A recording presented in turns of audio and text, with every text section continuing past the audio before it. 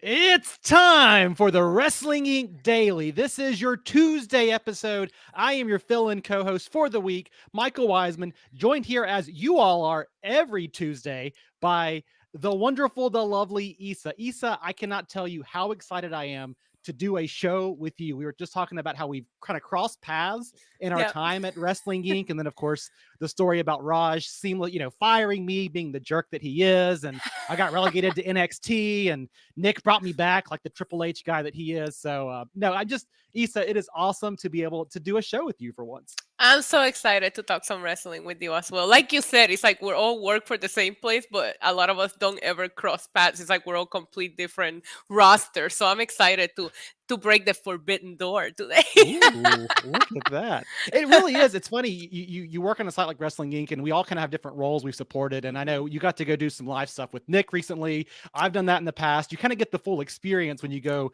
do live coverage. But then the podcasting teams are all kind of separate, and Raj has rotated through different talent over the years. So, I love doing the show with Nick every week. And again, Nick, if you're listening, hope you're having an amazing vacation across the seas, not thinking about pro wrestling. But Right. I Issa, hope it's you so do. good you're actually not listening. That's exactly. I do know Nick did listen to yesterday's episode just a little bit. We were texting last night. He is having a great time overseas. But Good. I will say this, Issa. I just want to give you a shout out. You all do fantastic with the post game shows. You guys are doing live watch alongs now too. Is that correct? Yeah, I started doing live watch alongs on my channel and it has been a blast. Thank you so much.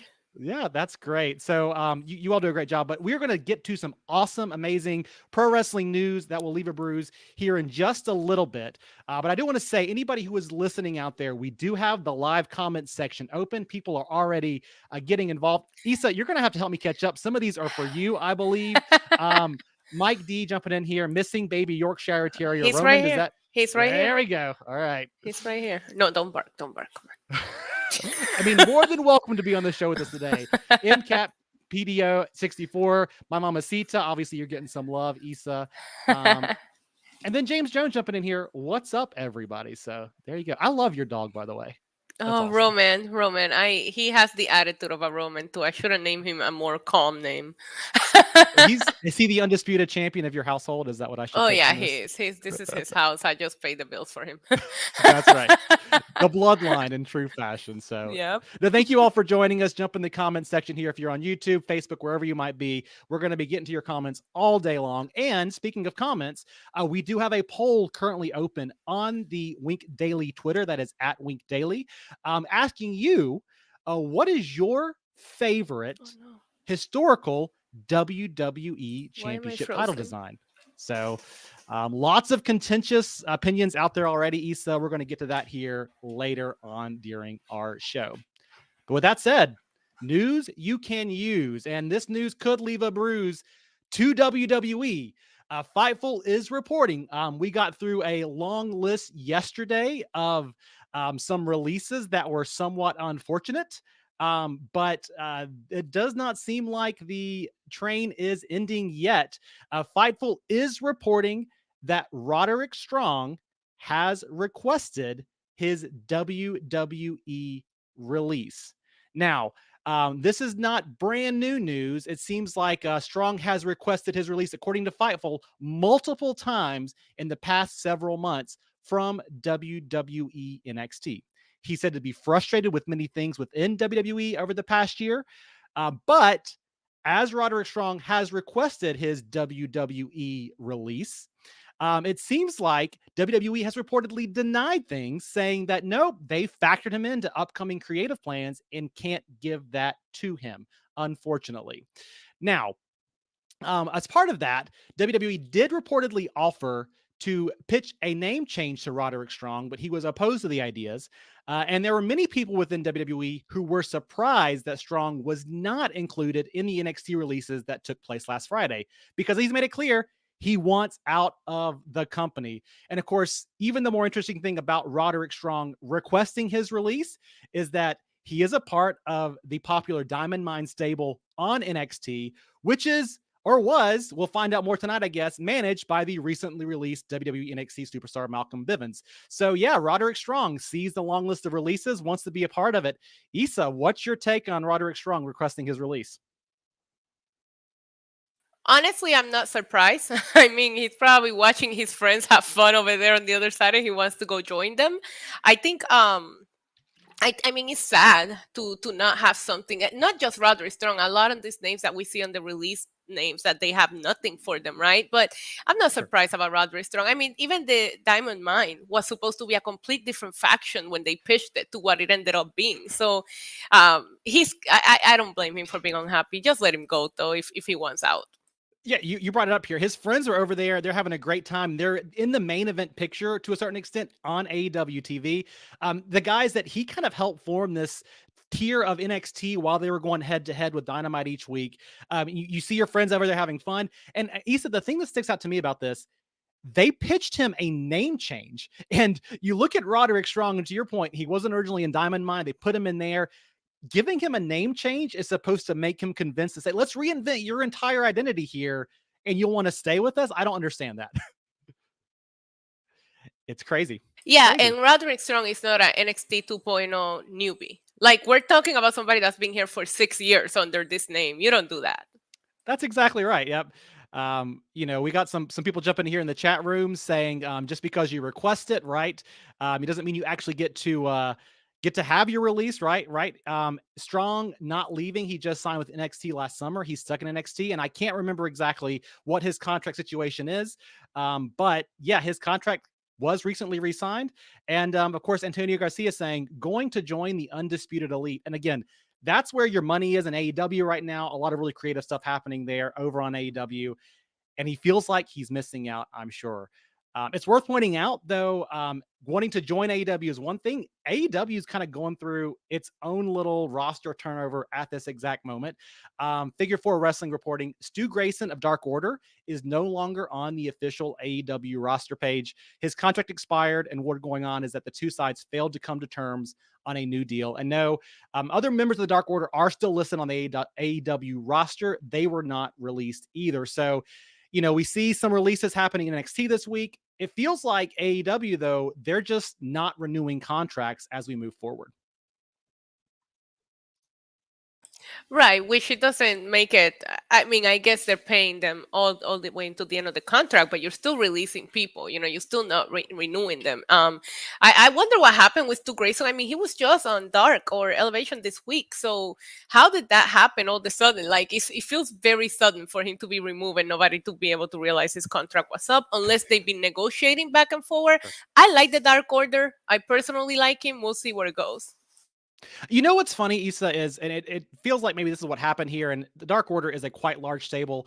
I remember when they did those first round of AEW shows, even before they were on TNT, and it felt like the Dark Order was going to be a really big deal. And I don't know how you feel, but I think the Dark Order to me has just it's never fully capitalized on that initial momentum, that initial kind of setup in the year's request. And there were, of course, the peak, I think, a couple of years ago with Brody Lee. But I feel like they've just kind of been meandering around the lower mid card now for quite some time.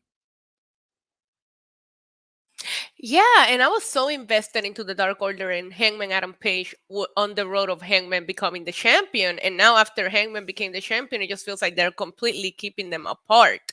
I fell in love with them when they were with Brody, and then I'm watching BTE. They're just such a different characters, like the personality that we see from them on BTE compared to the little bit that we see on TV. But yeah, I feel like after Hangman won the title, they haven't really done much with the Dark Order as hot as they were leading up to that story.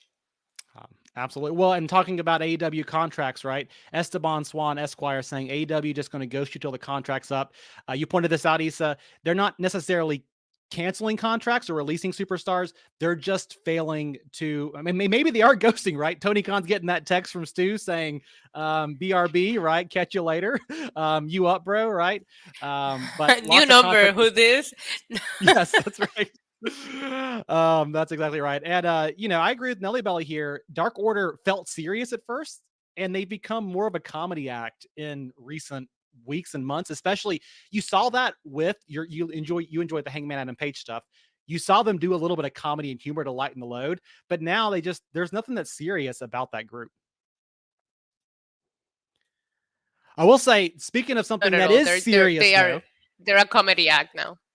Yes, Oh they no. absolutely are. Speaking of something that is serious, MJF states if Vince shells out some serious money, he will join the WWE.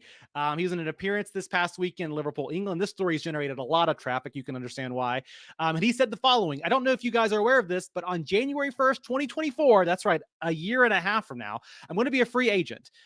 Who in here would want to see me in WWE? He said, let me explain something to you people. I did not get into this business to make any of you happy. I got into this business to make as much money as humanly possible. And he said, if Vincent Kennedy McMahon is willing to shell out more money than my good friend Tony Khan, then yes, I would go to WWE. He points out that he claims to be the biggest minute for minute draw of all of AEW. Issa, is there a chance, right? We would see MJF in WWE come 2024. I mean, I hope so. I think he's doing an excellent job negotiating this contract renewal like years in advance. He's been making it about this for a year now, and he's not even up for another 2 years. That being said, MJF is actually my favorite act in AEW right now, and I don't know that he'll be able to deliver the same promos or the same things that he's delivering on AEW television in WWE. I feel like he might have to water it down, but I think he's a pro too. I think he will make it work, but I don't know if they're gonna let him come to WWE and be the MGF that we know. But it's all about the money. Well, and to your point, Issa, he might come to WWF or WWE, but is he the MJF that we typically know? Does he have that same creative freedom? We don't typically get that from these individuals whenever they jump ship. But stranger things have happened, and honestly, talking about another news item on our run sheet that's generating some traffic this week. Matt Hardy, a creative individual who jumped from WWE to AEW, has been talking about how when he left AEW, his good friend, his good pal Randy Orton texted him constantly on his Extreme Life of Matt Hardy podcast this past weekend. He said he's not a fan of the AEW WWE tribalism, and said, Randy Orton is effing awesome, calling him a big supporter and putting him over as a great worker and storyteller. So, of course, Randy Orton apparently also, even though he teases us on social media, he also enjoys watching both shows, and it seems like he is a supporter of Matt Hardy there. So, this is a cool little story there as well. Yeah, I thought that was interesting. It's a fun note. It is a fun note. I will add this in here, talking about talent and releases and all of that stuff. We just got through a major slate of releases in NXT, and part of that is apparently, according to the Wrestling Observer, WWE is reportedly only giving new talent 90 days to progress. Dave Meltzer says WWE is reportedly giving its talent 90 days to show improvements, or else they may get reported. Talent will be reportedly fine. They will be fine, I should say, if they're showing steady progress. But if there's not quick improvement, well, it seems like they will not be kept long past those 90 days. This even includes short-term contracts, but they are being given the full 90 days to showcase their ability. And of course, we saw Harlan released over the past weekend, who was a guy that came in with major buzz, but just didn't show that progress. Harlan got released 90 days to show progress. That doesn't seem like a whole lot to me, I mean, that's what I was going to say. If you're going to implement, I'm not sure what the right way to treat these wrestlers is. I don't know that not renewing contracts, releasing them early, or giving them a time period, I feel like you're not going to get the right formula on the fans' eyes no matter what. But if you're going to create a structure to give them 90 days, then you also need to fairly give them the same amount of TV time, the same amount of school classes, promo classes, like whatever they need to help them succeed. Otherwise, it's like you're going to give me 90 days, but put me on TV 2 weeks out of the 90 days. That's not fair, right? Can't let them sink or swim when you're not giving them the right opportunities. But I don't like wrestlers being held to a contract if you're not going to use them. So I also feel like, and again, they're also hiring people that are not necessarily wrestling background. So how do you know this is the it for them or not? So I don't think 90 days is long enough, but if you're going to implement this progress, make it fair, because I do think it could work. Well, and that's an interesting point. We have a lot of people coming in here who maybe, especially with their new NIL succession planning for talent, who don't have that pro wrestling background. And these people, men and women, they're uplifting their entire lives to move to Orlando, to go through the entire talent training process. And you're going to say, okay, you got 3 months, bring your whole life with you. If you got kids, you got families, whatever else, just uproot, right? But you're only going to get 3 months to prove yourself. I understand that pro wrestling is a pressure cooker of a business, but this almost seems like it's a little bit unfair. because how much can you learn in 90 days, especially to your point, maybe you're not getting the same reps in as somebody else is next to you. And what if your relationship with the coach is not what it needs to be to get a good report, you know? Right, exactly. And I do think, to your point too, they should probably provide them with a temporary like housing solution. Like, don't move all of your stuff down to Florida and then ends up 90 days later it doesn't work out. So if you're gonna put in a probation period, also offer what they need before they move their whole lives. You know. It does, and I think that's something I hadn't thought about. It does incentivize wrestlers to not fully dedicate, the potentially new wrestlers to fully dedicate themselves. Right before, I'm uprooting my life. Like if we all got a new job, you got to move right across the country. I feel like there is most of the time some stability there.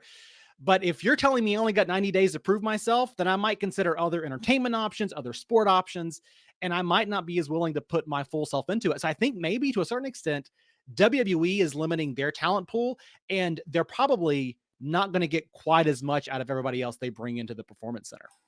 Exactly. Great point. So I think we have some chat rooms coming in here. It's let's see here. There was a really great one. I just want to bring up here. Sonny is pointing out here, it's like sports or sport, the way they work it out. You have 90 days in sports. You got a couple of times playing. If you don't do well, you get cut. And Sonny, I bring up this comparison to other sports a lot. In a typical, let's talk about football, right? Tom Brady is great because he goes out there and performs. There are real stats that show up, touchdowns, completed passes, yada, yada, yada, that I think that's the difference here. This is a much more arbitrary way to say what is successful, what is not successful, as opposed to in basketball. Did you get the assist? Did you get the baskets? Did you do all of that stuff? So that's the big difference here. And I do think this is a great call out from MCAP's PDO64.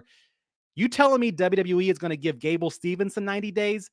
Don't think so, right? And this is fair. Would Gable Stevenson be cut after 90 days if he doesn't perform well? No, but I doubt that he's not gonna perform well just based on his background. Okay, fair enough. Fair enough. Speaking of backgrounds, right? Cody Rhodes wants to bring back the double winged eagle WWE championship. Excuse me. So this was something we mentioned in passing yesterday. It had just broken up, but y'all love this story and just talked about it nonstop on the site. Cody Rhodes joined WWE after the bell with Corey Graves over the weekend about his WWE return and some of the things he's done to get acclimated to the company. He said, he talked about his AEW departure, said that company would not be where it is without him. But one of the big things that came out of this, and talking about his desire to go and win the WWE Championship, the former Intercontinental Champion said that he would like to bring around a classic design. He says, I think there's a particular design of the WWE Championship that people are very fond of. I'd say hypothetically, it would be really something to achieve the ultimate industry dream, being the best of the best ever in terms of that moment in time, and then perhaps give it a fresh coat of paint with the winged eagle title. Of course, it's worth pointing out here, Cody Rhodes did do something very similar with the IC title about 6 or 7 years ago. Of course, they've now reverted to a newer, or they've moved on to a newer style of title for that belt. But he did bring back the classic IC title strap, and now he wants to do the same for the winged eagle title. I think it's interesting because I'm not convinced, Issa, that WWE would ever let this happen. I'm not sure, but I would like to see it. I think that's a classic title that everybody loves. I don't think there's anything wrong with this, honestly. I would like to see it. I mean, he's gonna have to beat Roman Reigns in order to even get the WWE title, so we'll see how that goes for him. I know you're a huge Roman Reigns fan. Are you saying he's not going to be able to beat Roman? What's going on here? We'll see. I'm very curious to see how it goes for him backlash, because I personally think that you have to build him up and keep him undefeated, and I just I don't know, I don't put it past them to let Seth beat him, and if they start letting him lose already, then I don't know, just to get that rubber match, or maybe they'll probably let Seth beat him just to get the Hell in a Cell, because Hell in a Cell is coming up in June. So I'm just saying. I mean, the timing does feel like it's a little bit off, right? Because we've got Roman Reigns potentially with that title for another year if The Rock pans out, or Drew McIntyre could have his big moment later this year in the UK in that Super Show. A lot of moving pieces. It feels like Cody Rhodes is white hot right now with his babyface run, and it seems like he could be one to take one of the straps away. I don't know. It's a wide open field, but I'm worried they're going to do the worst of all the worlds. I know we all love Roman, but I think we need something like a Cody Rhodes or a Drew McIntyre to kind of change up the status quo right now to keep the title picture a little bit interesting, right? Yeah, but at the same time, this has forced them to book better episodes of Raw because they don't have a Sure. champion there. I think Raw has become a lot more interesting. And I will tell you before we move on to Raw, speaking of Raw, the one thing I think, I love Cody Rhodes kind of having this old school mentality, bring back an old title belt. Um, Remember, people, WWE uses these title belts. They give them out whenever somebody wins the Super Bowl. Somebody in the background has a WWE title belt with Tampa Bay Buccaneers on it, right? NBA championships, baseball championships. There is a reason, and I have it right over my shoulder if I can get the pictures right here. This mirror image is hard. If you're in a live video, this championship, you can very clearly tell it's promoting the WWE brand as opposed to my favorite title belt. I'll go the other direction, the Attitude Era belt. That WWE is not so big. So it is very intentional to have that giant WWE logo because it's a very marketable thing that It shows up in is. other sports. So, yeah. It is. And I Uh, personally pop when I see the players of certain football teams or baseball teams celebrating at the parades with their WWE title. It always makes me pop. it's true though, right? Like as a pro wrestling fan, even if you don't like, and we'll talk about what your favorite design is here in a minute, Issa. I'm very curious. But if you are a pro wrestling fan, you got to geek out or nerd out or mark out, if you want to say it, whenever you see WWE showing up in other places. When I see Big E or whoever promoting Saturday football, it's a really cool experience, right? Imagine if they send the Fiend title to these teams that win championship. What's funny? Okay, I seriously considered that. That is one of the more unique titles over the years. And then, of course, the Eco Belt that Daniel Bryan created, the wooden one. I came really close whenever they did they did that exclusive run of the Fiend title where it was like $10,000. They did a replica series later that was like 500. I almost bought one because I'm a huge horror fan, and I still regret to this day that I did not get one of those. That was a really cool belt. Yeah, the $7,000 one, no, but the other replica, I was like, you know what, it is a cool looking title, but I get it, I get it. I just think it would have been funny to see Tom Brady walk around with a Fiend, you know. That would take pro wrestling back to the dark ages, I think, Yes, it would. unfortunately. All righty. So you mentioned WWE Raw, and I'm sure you're going to have some great insight for us, having covered it last night for Wrestling Inc. But I want to talk a little bit about the results, the highlights here. Dana Brooke is the new WWE 24/7 champion. So a title change did happen on Raw last night. Miz and Austin Theory defeated Mustafa Ali to deny him a chance at the WWE US title in a 2-1. I see you shaking your head, Issa. What's your gripe with this one? I mean, he just came back to TV. He just Yeah. came back to TV, and I get it. It's a handicap match, you know, so it's like the odds are against him. But it's just like I just really seeing Ali just brought me a little bit of hope that maybe they work things out with him. I just want to see him do more, but maybe they're gonna book him as the ultimate baby face, and now he's got to go against these two bullies. We'll see where it goes, but I do not trust the let it play out thing anymore after watching wrestling for so long. I didn't like seeing Mustafa Ali losing last night. It did feel like, I mean, we had this whole thing last year or earlier this year where Mustafa Ali was not happy with where they were, wanted out of his contract. And it seemed like when they brought him back last week, they're bringing him back with the purpose. To lose his first week out, again, 2-on-1 match, but isn't this where you want him to win and upset The Miz and Austin Theory? They're both heels, and you could have Miz take the pin here in some kind of fluky fashion. He loses nothing, and it sets Mustafa Ali up for a U.S. title Well, shot potentially this Sunday, you right? had Champa come out for the save because of after match attack, and it was just like, why can't they both bully on him during the match and have Champa come out? You do DQ finishes or non finishes so often. Why not do that here and at least establish like not having take that pin clean? You could have easily had the two of them beat him up and have Champa come out and the match ends in a what just happened instead of him having to take that pin. You know. I agree. And it seems like for a company that so often does do dusty finishes or or in DQ finishes, why put Mustafa Ali out there in week 2 when and you're really reestablishing him? I mean, I know he's been around and he's done different characters over the years, but this feels like a fresh coat of paint for Mustafa Ali as a way to re-energize him, right? Yeah, Um, the hopeless romantic in me is hoping that they're just trying to make him the ultimate baby face, but the realistic person that's been watching this for a long time is slightly disappointed in that. 50-50 booking takes its toll on any character, any star, right? Pro wrestling, WWE doesn't believe it, but it certainly does. Speaking of potential 50-50 booking, I have my own concerns about this next feud. Of course, last night, Seth Rollins on Raw was doing his Seth Rollins appreciation night because Randy Orton got to do the same thing last week, right? So why not Seth Rollins this week? Cody Rhodes interrupted him. It was the historic Greensboro Coliseum, about 45 minutes from my door, where many famous matches over the years have happened: WCW, NWA, WWE. And Dusty Rhodes came out and said basically, hey, I'm out here. This city means a lot to my father. Then Seth Rollins kind of bit back and said, your father never won the big one. This was a great segment. It Savage, was so savage, good, right? so good. I want them to main event WrestleMania Backlash at this point. This is the story that has kept me very intrigued throughout this entire build up. And now that the titles are not being unified, I feel like these two guys should main event. They've done an excellent job. It's rare that you have the kind of like feud and storytelling that does elevate something past the potential title match, but without a title match, 100%. And these guys also, not only great storytelling, but their in-ring work at WrestleMania was so good that you could put them on the main event and it could really make the show, for a show that right now feels very kind of mid-card B show to me. A main event with those two could feel really special, don't you think? Yeah, it was incredible. The WrestleMania match was amazing. So I can't wait to see them go at it again. And Mick Foley, actually, you talked about how great the segment was, Issa. He praised the segment as well, saying on Twitter last night, the completely unglued WWE Rollins has got to be one of my favorite WWE incarnations in recent years. Absolutely brilliant.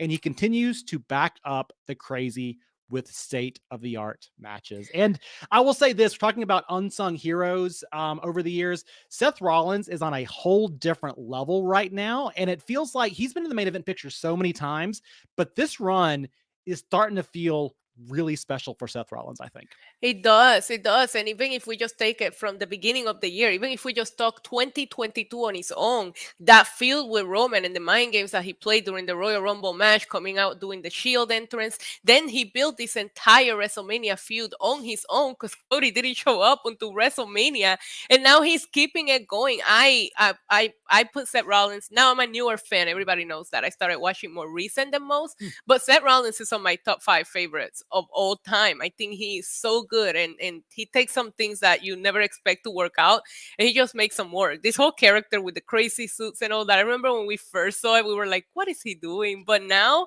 I look forward to what he's wearing every week. This So promo, funny. this segment was incredible. Those two guys, especially Cody has some good comebacks too, saying, hey, I've been a professional, I don't know what your problem is. It was chef kiss, so good.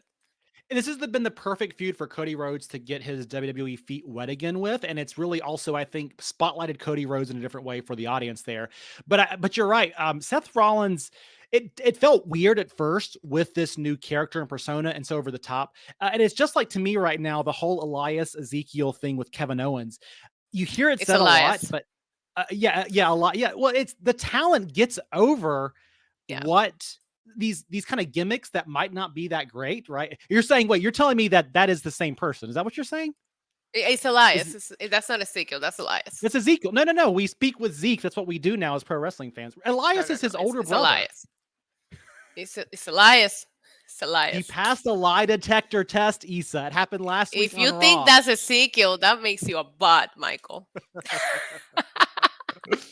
But these talents get out here and they do this amazing work with, at first, I mean, we all were like, what is this Ezekiel thing? This is dumb, right? Why are they? And they get it over. And I know it doesn't work for every gimmick all the time. I think sometimes it's a crutch for talent that don't get something over. But again, Seth Rollins here, the talent, his unhinged nature, it is connecting, and talent really does work through some of those things here.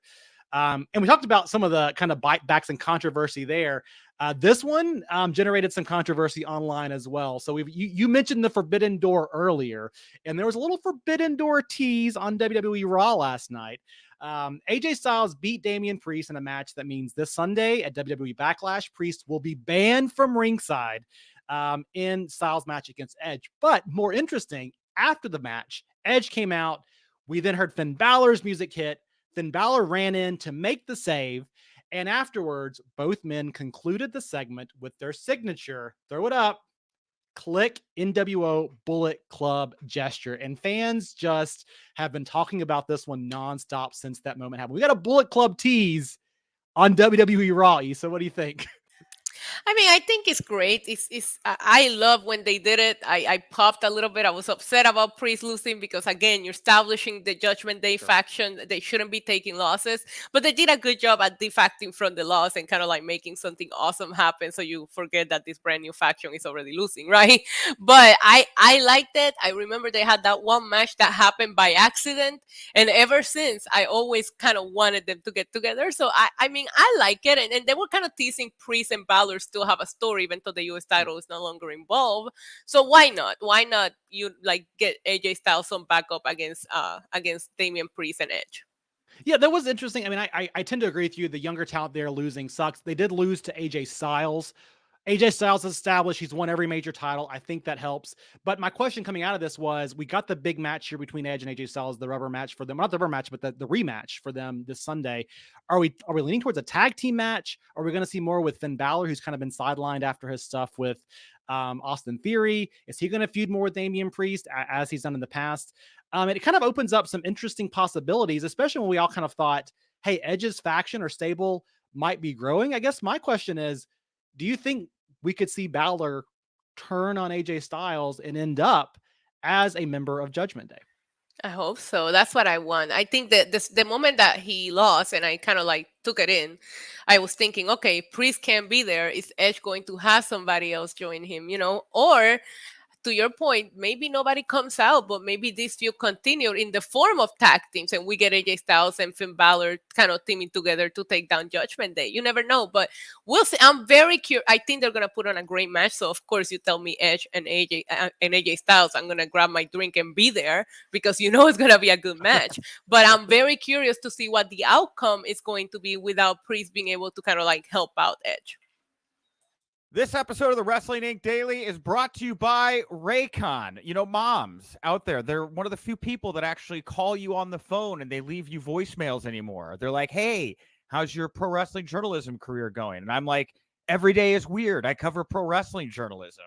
So, why not this Mother's Day? Why don't you spoil your mom with the gift of quality, premium, wireless audio, courtesy of our good friends over at Raycon. So Raycon are these wireless earbuds that I've got in my ear right now. They are must-have for super moms, all of those masters of multitasking who need to keep their hands free. With Raycons, they can stay entertained listening to their favorite podcast, music. They can take phone calls. I was just doing that in the other room. You got this vivid voice technology, all of it hands-free. Look, wearing them, not touching anything. They're user-friendly for moms that aren't used to like wireless technology. Easy to set up. I just opened up the case, which was super easy to do. And then, boom, on my phone, I went over to the Bluetooth area. It said everyday earbuds. I connected, and I'm listening to the music, and I'm talking on the phone. And this right here is great. They got all these different color options you can pick from. I chose black, like the black color, but you can find mom a color that suits her and her personality and her style. You're going to get these optimized gel tips. They're going to make sure that your earbuds fit perfectly in ear. You get to choose from one of 5 sizes. And trust me when I say this, they're not going to budge. Okay, they're not going to budge. Watch me. No budging. I'm swinging my head around. They're staying perfectly in my ear. So for the mom on the go, Raycons offer 8 hours of playtime, a 32-hour battery life with their compact portable charging case just right here. They're priced just for you. You get the great quality audio. You get half the price of other premium audio brands. And Raycon's everyday earbuds right here, they have over 49,000 5-star reviews. So tell your mom how much you love her. Make sure she hears it in crystal clear audio by going to buyraycon.com/wrestling inc to get 15% off your Mother's Day order. Again, that's buyraycon.com/wrestling inc. And we want to thank Raycon for sponsoring the Wrestling Inc. Daily. Thank you, Nick. And Issa, thank you for joining us for the top half of the show. I have enjoyed this first half an hour. So much fun. It's been great just to do something with you. And I hope we get to do some more stuff together, pro wrestling or not pro wrestling related in the future. I think it'd be great. Oh, I'm sure we will. I'm sure we will. So let's jump into the mailbag here. Our question of the day was, what is your favorite former version of the WWF or WWE World Championship? Our options were the spinner title, which I know everybody loves, the undisputed title, the big gold one. You remember Hulk Hogan, Triple H held that one. Yeah. The Attitude Era belt, which is right over my right shoulder if you're watching us in the video version. And then, of course, the one we mentioned earlier in the show, the Winged Eagle belt, with almost 200 votes in just a couple of hours in this. 50% of the vote is going to the Winged Eagle belt here. Unfortunately, the Attitude Era belt, my personal favorite, 22% of the vote. Undisputed title right behind that with 19%. And the spinner title only has 8% of the vote. Shocking. Issa, which one is your favorite championship belt? I voted for the Winged Eagle belt. I think it's such a classic and it looks so good. I remember when WWE did that retro photo shoot and they did Roman Reigns was holding that belt and I was like, bring it back. It's funny how it does give a different look. I think the tall, Roman Reigns is such a big guy. When he holds up the two kind of modern designs, they look really good on him with his broad shoulders. But yeah, you bring in those classic designs, it looks really cool. And I think fans responded. It's the Shawn Michaels belt to a lot of people, the Bret Hart belt. We see in the comments here, Jesse Hyde chiming in here at the Real Hyde 316. He says that's a tough question, but I like the Winged Eagle belt better. Man of Steven, that is at Steve Bob 1984 or at Steve Bob 1984, says nothing comes close to the Winged Eagle. W. Barino agreeing. Definitely love the different colors the Warrior had. Yeah, that's right. They used to do different color variations. Was it blue, white, and purple that he had? The blue was my favorite. So lots of love for the Winged Eagle belt. I think if Cody Rhodes brought it back when his current WWE run, it feels like fans might be a fan of Cody Rhodes as WWE champion. Issa, great show today. We got through a lot in a short amount of time. And again, just really enjoyed the heck out of doing something with you today. What would you like to plug, promote, or put over? People can subscribe to my YouTube channel. We're almost at 20,000 subscribers. NYC Demon Diva on YouTube. Also, I'll be back here tonight to talk all about NXT 2.0. That is awesome. 20,000. Congrats. That's fantastic. Thank you. I am Michael Wiseman at The Real Wiseman on Twitter. You can also follow Wrestling Inc. on all of our social channels or at W Inc Daily for the Wrestling Inc Daily Twitter channel. And remember, folks, I'll be back here tomorrow. I got you there. I'll be back here tomorrow with Brian Wohl. I'll be back all week with all the great Wrestling Inc Daily co-hosts. And now, remember, if you winked, you didn't miss it. Thank you, everybody.